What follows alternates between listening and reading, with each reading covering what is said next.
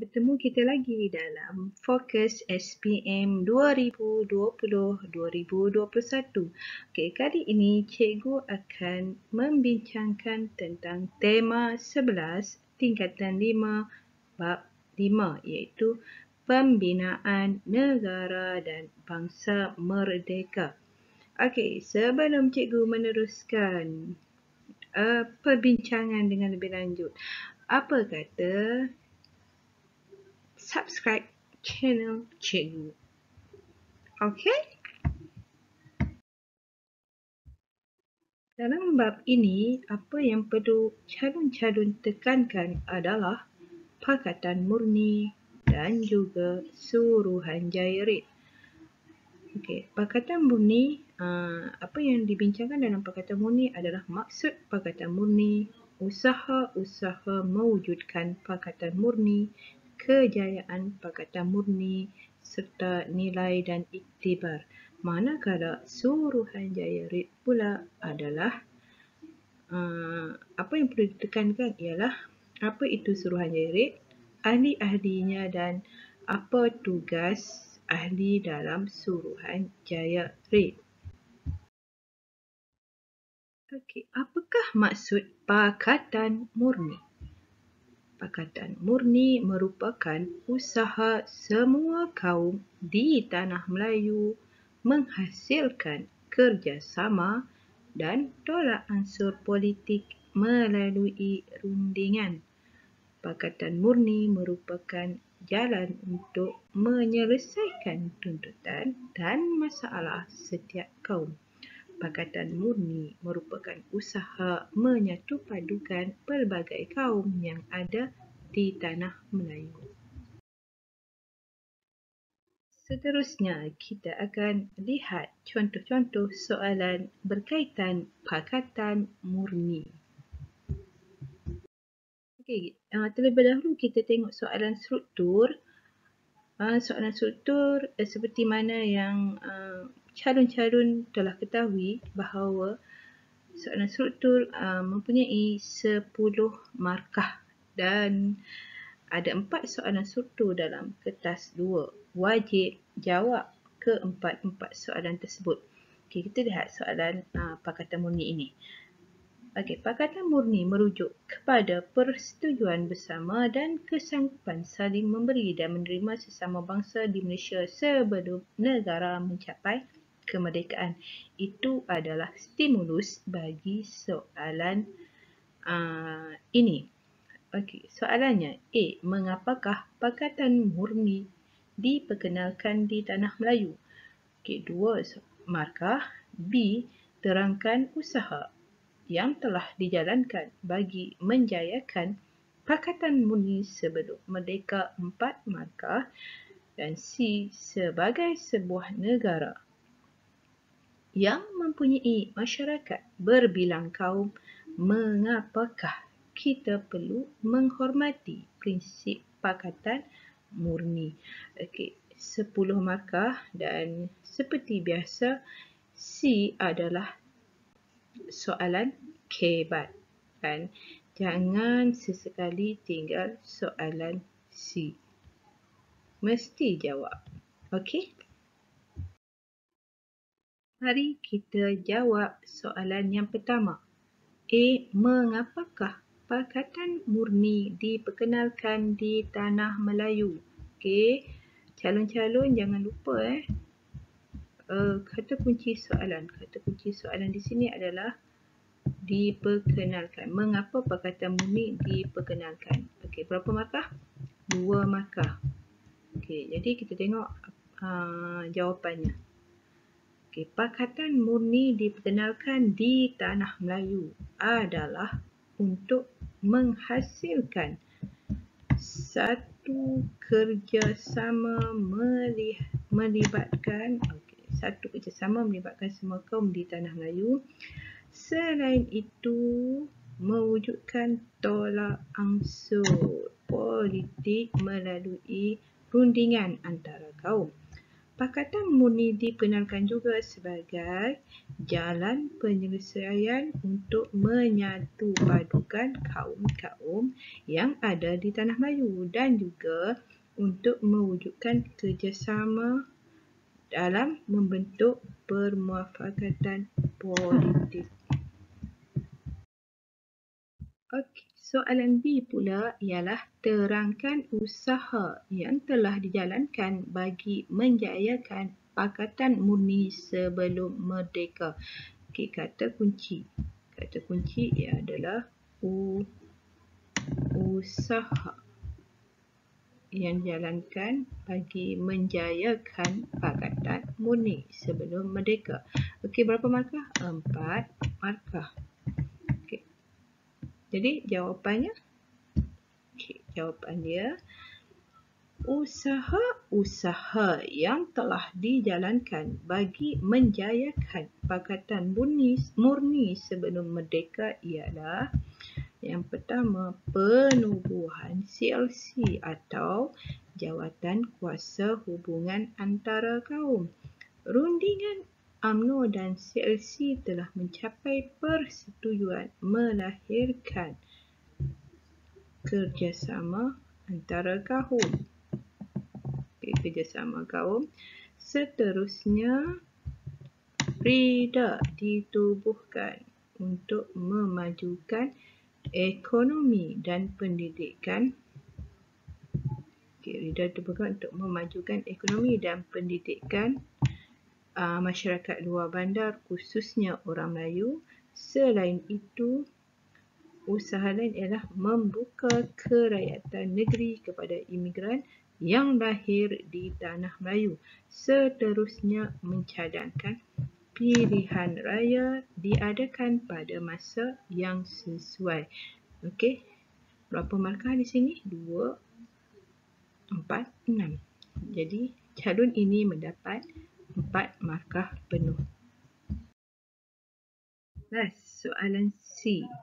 Sebagai sebuah negara yang mempunyai masyarakat berbilang kaum, mengapakah kita perlu menghormati prinsip Pakatan Murni? Okey, cari kata kunci soalan. Menghormati prinsip Pakatan Murni. Berapa markah? 4 markah. Okey, jadi soalan ni adalah soalan kebat. Bagaimana nak jawab? Tengok jawapannya. Kita perlu menghormati prinsip Pakatan Murni kerana Pakatan Murni dapat mewujudkan kestabilan politik dan juga hubungan erat antara kaum dapat dipupuk. Okey, 2 markah. Begitu juga hubungan baik antara kaum Melayu, Cina dan India dapat dieratkan. Okey, contoh dia. Di sini pun dapat 2 markah.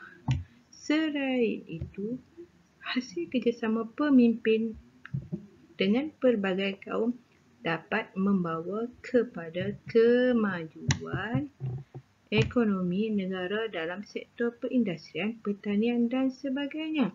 Kerajaan juga dapat melaksanakan dasar dan hala tuju masa depan negara demi kesejahteraan rakyat. Oleh itu, keharmonian dan keamanan negara dapat berkekalan. Okey, ini inferen. Okey, inferen. Jadi soalan ni dapat 2, 4, 6. 6 markah. Markah penuh adalah 4.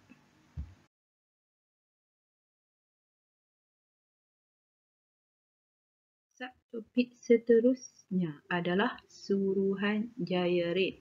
Okey, apa itu Suruhanjaya Red? Suruhanjaya Red telah dibentuk pada bulan Mac 1956 bagi membincangkan dan menyusun Perlembagaan Persekutuan Tanah Melayu yang merdeka. Okey, ahli-ahli dia. Suruhanjaya Red ini diketuai oleh Lord Red, Sir Evergening, Sir William McKell, Tuan B. Malik dan Tuan Abdul Hamid.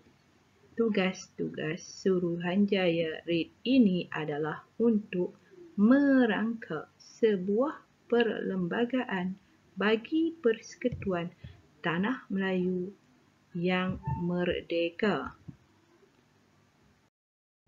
Okey, soalan-soalan yang berkaitan dengan Suruhanjaya RIT.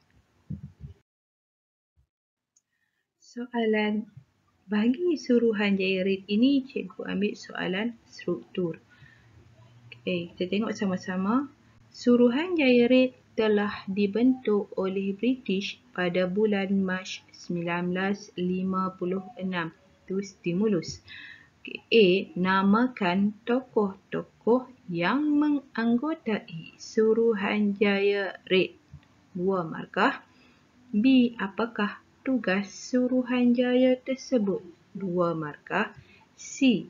Kerakyatan secara jus soli yang dituntut oleh orang dagang telah diterima oleh Raja-Raja Melayu dengan syarat-syarat tertentu. Berikan syarat-syarat tersebut. 2 markah juga. Dan akhir sekali, di apakah kepentingan perlembagaan kepada negara kita? Okey, di sini soalan kebat. Berapa markah? 4 markah. Okey, mari kita jawab soalan Suruhanjaya RIT ini. Okey, A. Soalan ni, tokoh-tokoh yang menganggotai Suruhanjaya RIT.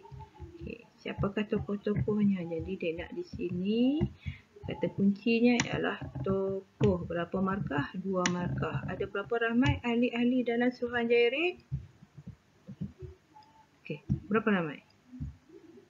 Okey, ramai kan? Okey, yang pertama, tokoh-tokoh yang menganggotai Suruhanjaya RIT ialah Lord RIT. Yang kedua, selain itu, Sir Evergening. Seterusnya, Sir William McKell. Okey, cikgu bagi 3. Sebab apa? Soalan ni nak 2 markah sahaja. Jadi cikgu bagi 3. 3 tak apa. Jangan sesekali jawab dalam bentuk poin. Takut nanti kehilangan markah. Jadi jawab dengan ayat yang penuh. Okay, kita tengok pula soalan B. Apakah tugas Suruhanjaya tersebut? Ini pun nak 2 markah. Okey, kata kunci dia tugas. Berapa markah tadi? 2. Okey, jawapannya ialah tugas Suruhanjaya RIT adalah untuk membincangkan. Okey, jawapan dia membincangkan perlembagaan Persekutuan Tanah Melayu yang merdeka. Selain itu, menyusun perlembagaan Persekutuan Tanah Melayu, dan tugas seterusnya adalah merangka sebuah perlembagaan bagi Persekutuan Tanah Melayu yang merdeka. Okey, calon ini dapat 2 markah. Okey, A tadi 2 markah, B pun 2 markah, 4 markah. Seterusnya, kita lihat pula soalan C. Kerakyatan secara jus soli yang dituntut oleh orang dagang telah diterima oleh Raja-Raja Melayu dengan syarat tertentu. Berikan syarat-syarat tersebut. Okey, apa itu jus soli? Jus soli adalah kerakyatan terbuka. Dan soalan ni nak apa? Kata kunci dia syarat-syarat. Syarat-syarat yang diterima kan oleh Raja-Raja Melayu. Okey, berapa markah? 2 markah.